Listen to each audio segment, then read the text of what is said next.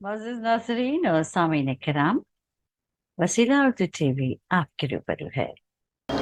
Professor Siddiqui from Manu is in charge HOD and was assistant professor University of Kashmir and now is professor and dean student welfare in Manu. बहुत शुक्रिया all India education movement का, ख्वाजा शाहिद साहब का और सफ़ी अनवरी साहब का कि उन्होंने आज Mr. Idrisi is the president of Association of Muslim Professionals working on education, organizing such conferences and also distribution collection of zakat throughout the country. We don't collect zakat, we facilitate the zakat process alhamdulillah. So सबसे पहले तो मैं तमाम organisers का बहुत शुक्रिया अदा करना चाहता हूँ कि आप सब लोगों ने यहाँ पर हम लोगों को इनवाइट किया। बहुत सारी बातें आपने जो है इस सेशन में बहुत सीनियर एक्सपर्ट्स के ज़रिए सुनी और उन्हीं बातों को कुछ एक्सटेंड करके और कुछ बढ़ाकर मैं आप लोगों के सामने पेश करना चाहता हूँ। वो ये है कि एजुकेशन के ताल्लुक से बहुत सारे डेटा हम सब लोग यहाँ सारे सीनियर लोग, सारे ऐसे लोग बैठे हुए हैं जो ऑलरेडी एजुकेशन की फील्ड में बहुत सारा काम करते हैं। हम लोग लगातार सुनते हैं, बहुत सारे डेटा के बारे में सुनते हैं। उसमें से 2-3 डेटा पर अगर मैं रोशनी डालने की कोशिश करूँ तो सबसे पहली बात यह है कि एक बहुत पॉजिटिव साइन है पूरी मुस्लिम कम्युनिटी में कि enrolment to the basic education वो बड़ी अच्छी तरीके से बढ़ा है पूरी कम्युनिटी में। जो एनरोलमेंट है प्राइमरी लेवल पर और जो है प्री प्राइमरी लेवल पर वो बहुत बड़ा है, लेकिन कहीं ना कहीं सेकेंडरी लेवल पर या उसके आगे जाने के बाद वो कम हो जाता है, ड्रॉप आउट बढ़ जाता है। तीसरा एक बहुत इंपॉर्टेंट डेटा हम लोग देखते हैं कि ग्रेजुएशन के लेवल पर भी वो बहुत ज़बरदस्त तौर पर कमी आई हायर एजुकेशन के लेवल पर मुस्लिम एजुकेशन में। इन तमाम चीज़ों को अगर गौर किया जाए तो उसका सबसे बुनियादी फैक्टर, अगर बहुत सारे रीज़न में से एक सबसे अहम रीज़न ये है कि जो प्राइमरी लेवल का एजुकेशन है उसमें हम लोगों का फोकस या उसमें हम लोगों के एफर्ट्स या उसमें हमारी जो कोशिशें कहीं ना कहीं वो कम है। उन कोशिशों को, उन काविशों को, उन इनिशिएटिव्स को हम लोगों को कहीं ना कहीं बहुत शिद्दत के साथ बढ़ाने की ज़रूरत है। जितनी कोशिश हम हायर एजुकेशन के लिए करते हैं या जितनी बातें हम हायर एजुकेशन को लेकर करते हैं, शायद उतनी बातें अगर हम लोग प्राइमरी एजुकेशन को और जो अर्ली एजुकेशन है उसके बारे में करने लगें तो मुझे लगता है कि हम लोग बहुत अच्छा रिजल्ट दे सकते हैं। जब भी एजुकेशन सिस्टम की बात होती है तो मेरे हिसाब से 3 most important part of the integral part of the education system are students, parents and teachers, है ना। ये तीनों चीज़ें हैं जो पूरे किसी भी एजुकेशन सिस्टम को अच्छा, बेहतर और बेहतर से बेहतर बना सकते हैं। हम लोगों को बहुत प्रैक्टिकली इन तीनों सेगमेंट पे कुछ ना कुछ काम करने की ज़रूरत है।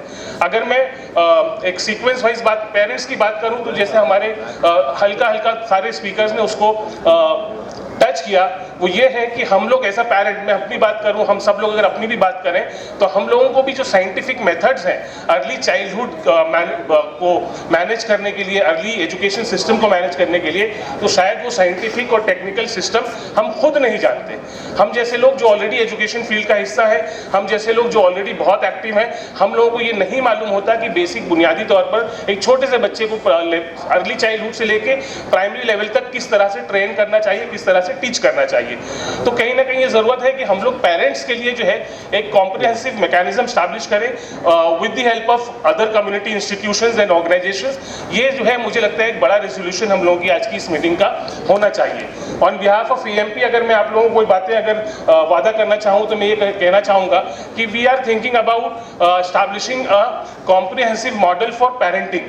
पेरेंट्स को ये बात जो है समझ में आनी चाहिए कि अर्ली चाइल्डहुड कैसे होता है। मैं अभी बैठे बैठे सोच रहा था कम से कम मेरी छोटी बहनें हैं, उनके छोटे छोटे बच्चे हैं, कम से कम उनको जाकर ये बोलूंगा कि भाई अब आपको जो है कम से कम ये एक छोटा सा कोर्स करने की जरूरत है। They are very good, they love their children, लेकिन उनको ट्रेन कैसे करना है, गाइड कैसे करना है, ये बहुत ही एक इंपॉर्टेंट फैक्टर है जिस पर ध्यान देना चाहिए। ये हम लोगों को अपनी इनिशिएटिव्स में, अपनी स्कूल्स में इसको एक बड़ा हिस्सा बनाकर पेश करना चाहिए।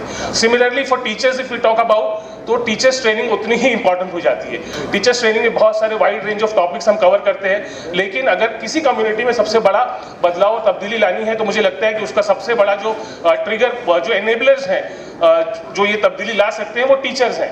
अब उन टीचर्स की ट्रेनिंग के लिए हम लोगों को काम करने की ज़रूरत है, टीचर्स की साइंटिफिक ट्रेनिंग के लिए काम करने की ज़रूरत है। बेसिकली मैं ऐसे मानता हूँ कि तमाम टीचर्स बहुत मेहनती है, they want to do something, but उनको ये मालूम नहीं होता कि हाउ टू डू दैट। तो जो कम्युनिटी की बड़ी ऑर्गेनाइजेशंस हैं, बड़े इनिशिएटिव्स हैं, इस तरह के जो बोर्ड्स हैं, ये हम लोगों को कोशिश करनी चाहिए कि पैन इंडिया लेवल पर हम लोग कहीं ना कहीं जो है टीचर्स की ट्रेनिंग का एक बड़ा मैकेनिज्म स्टैब्लिश करें, और वो भी not only the basic training, theoretical training या प्रैक्टिकल ट्रेनिंग, जो जैसे वर्कशॉप ट्रेनिंग हम करते हैं, ना सिर्फ वो बल्कि एक साइंटिफिक लेवल पे ट्रेनिंग जिसका जिक्र जुबैर भाई और अस्मा मैडम और हमारी प्रिंसिपल मैडम कर रही थी।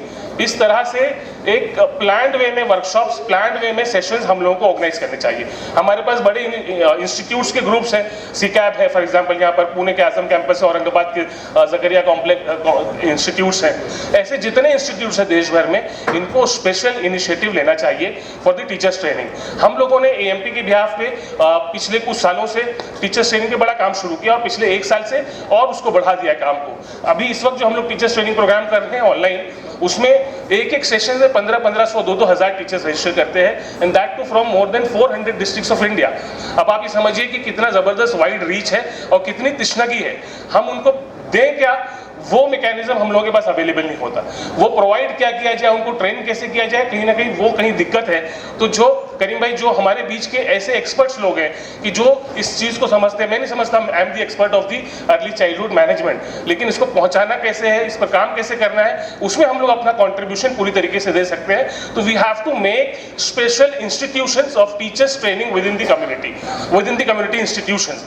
तो ये कहीं ना कहीं मिसिंग है हमारे यहाँ पर। इसी में कोलैबोरेट करने की भी जरूरत है। बहुत सारी ऐसी ऑर्गेनाइजेशंस हैं जो सिर्फ टीचर्स ट्रेनिंग पर काम करती है, सिर्फ इन चीज़ों पर काम करती हैं, तो उनके साथ हम लोगों को कहीं ना कहीं कोलैबोरेट करना पड़ेगा।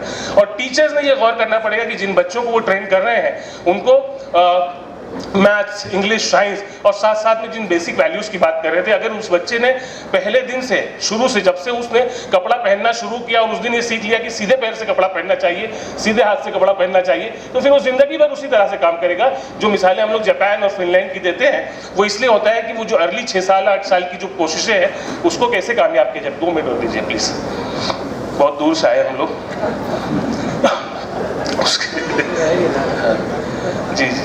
जी सर, थैंक यू।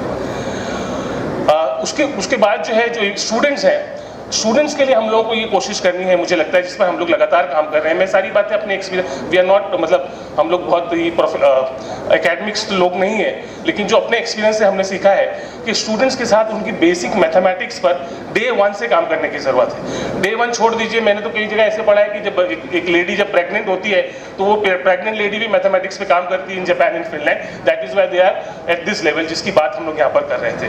तो वो कैसे हो सकता है विद इन कम्युनिटी, ये हम लोगों को सोचने की जरूरत है। मैथ्स पर, साइंस पर, and then after that it can be a language.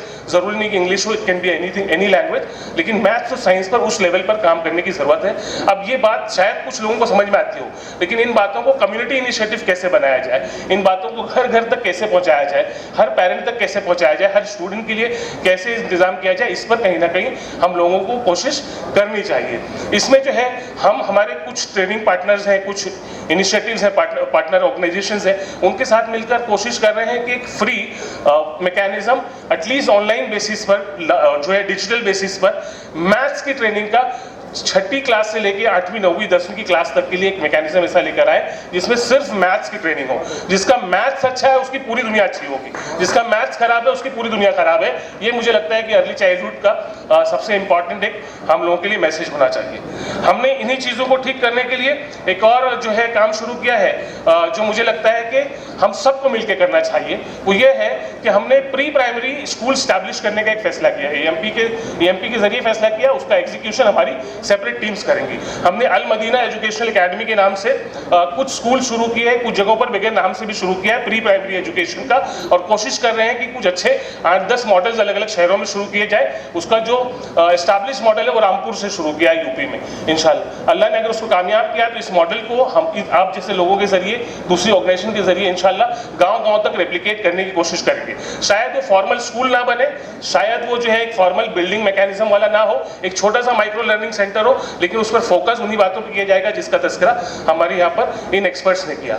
इसके अलावा एक छोटा सा 1 मिनट का वक्फा लेकर आप लोगों को एक AMP के इनिशिएटिव के बारे में बताना चाहता हूँ। हम लोगों ने रिसेंटली पिछले 3 सालों से हम लोग नेशनल टैलेंट सर्च के नाम से एक कॉम्पिटिशन ऑर्गेनाइज कर रहे हैं। इंडिया लेवल पर होता है पूरे, माशाल्लाह। वो पिछले साल 72,000 बच्चों ने रजिस्टर किया था from more then 600 districts of India, और ये ऑनलाइन कॉम्पिटिशन ऑर्गेनाइज हुआ था। इस कॉम्पिटिशन के सबसे इम्पॉर्टेंट बेनिफिट ये है कि हमने इसमें जो मुल्क भर की जो सबसे इम्पॉर्टेंट कोचिंग इंस्टीट्यूशंस है कम्युनिटी की, उन सबको इकट्ठा किया, उन सबको एक साथ लाया है and they are providing free scholarships. पिछली बार ऑनलाइन था, इस बार ये ऑफलाइन है। इस बार हमारी तैयारी की मिनिमम 500 स्टूडेंट्स को फ्री एजुकेशन के लिए सिलेक्ट करेंगे पूरे इंडिया से। वो ज़हीन होने चाहिए, टैलेंटेड होने चाहिए। इंशाल्लाह उनके पूरे एजुकेशन की एटलीस्ट जिम्मेदारी हम जो है हमारे ट्रेनिंग पार्टनर्स के जरिए उठाएंगे।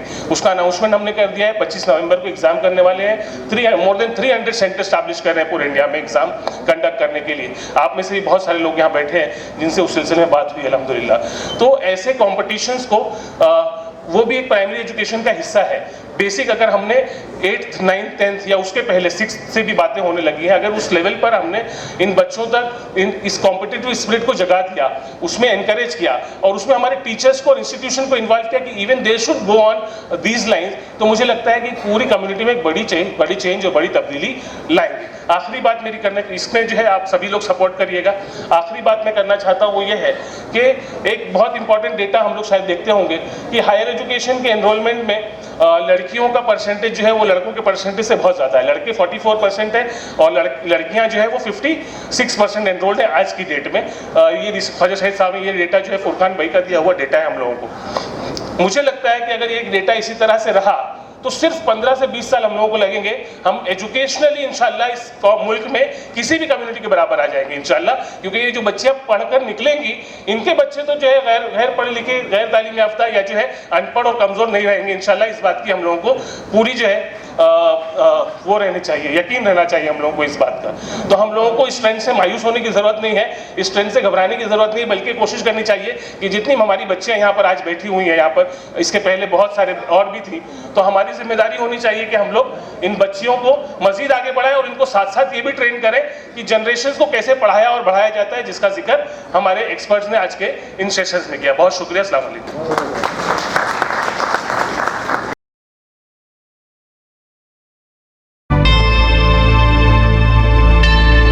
Subscribe to my channel and also press this bell icon so you can get latest video notifications.